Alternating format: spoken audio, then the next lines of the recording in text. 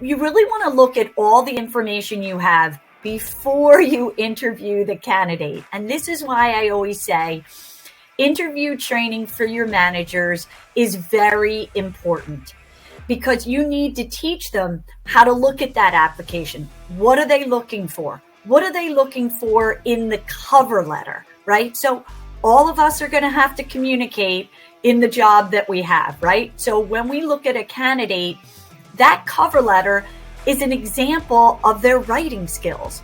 It's an example of how they put thoughts together and put them on paper. And I would maintain that that should be something that is, their best example of their writing skills. Because if they didn't take it that seriously, I don't know how serious we can take them as a candidate. So you're going to look at that cover letter and the resume and look for consistencies in dates and titles between the application and the resume, and even the cover letter if they've, given examples of things that they've done. And I'm a real big stickler, Mike, for looking at typos. If you are looking at candidates for a position where they're going to have to communicate, and I maintain that every position they're going to have communication skills, be it verbal or written or both.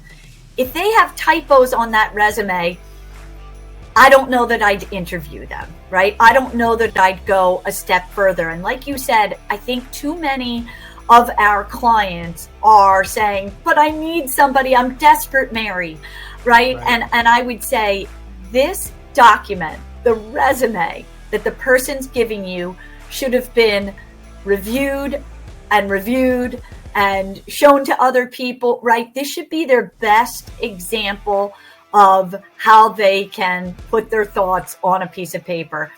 If it doesn't read well, and if there's typos, my opinion, and we go over this, of course, in our interviewing training, because we like to start from step one, is, what are we going to ascertain about that person from typo or multiple typos on a resume and an application?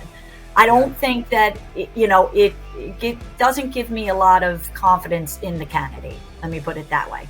Yeah, and maybe the last thing I would add on there, and we'll move on to kind of looking for competencies on resumes and whatnot.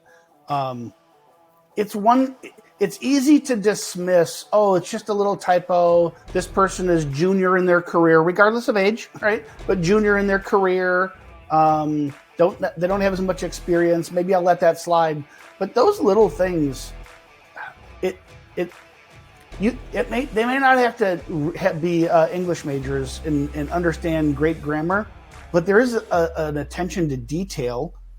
What job doesn't require attention to detail? What job doesn't require being sure that your work is correct, right? And what job are mistakes okay? And even if the person is not a good writer, the self-awareness to get a friend or even a professional resume writer to do it for them, it might not be a demonstration of their writing skills, but it is a demonstration of their awareness, their social awareness, their skill awareness, to know this is an area that I need help in. And you want employees with that kind of awareness, right?